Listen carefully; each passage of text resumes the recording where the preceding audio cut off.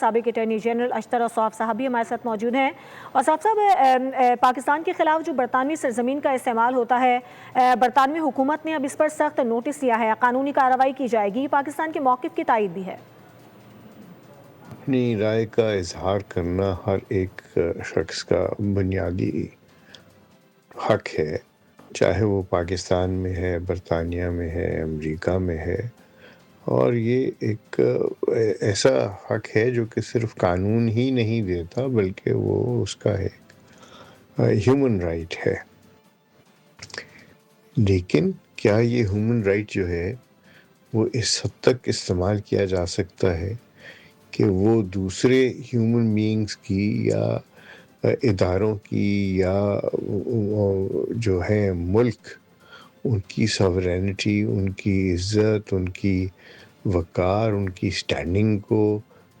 پامال کر دے؟ ایسا نہیں ہے، نہ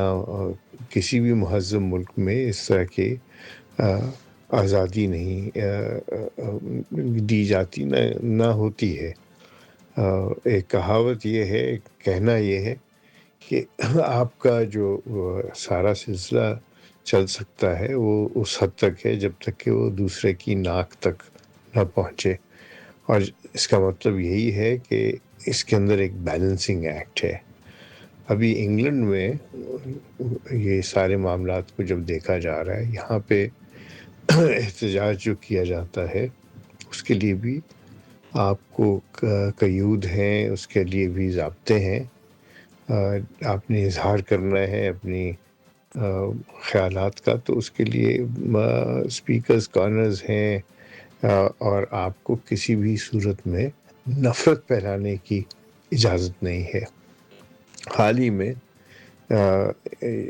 یونائٹڈ کنگڈم میں لارڈ میکڈونلڈ کی سربراہی میں ایک سارا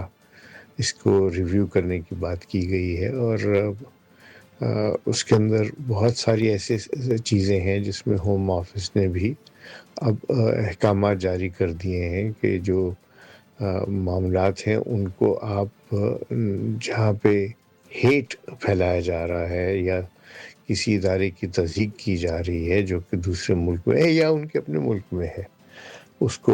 روکا جائے اور اس کے اوپر کارروائی کی جائے۔ آپ کو میں یاد کراؤں سب کو کہ جب یہاں پہ رائٹس ہوئے تھے، جب یہاں پہ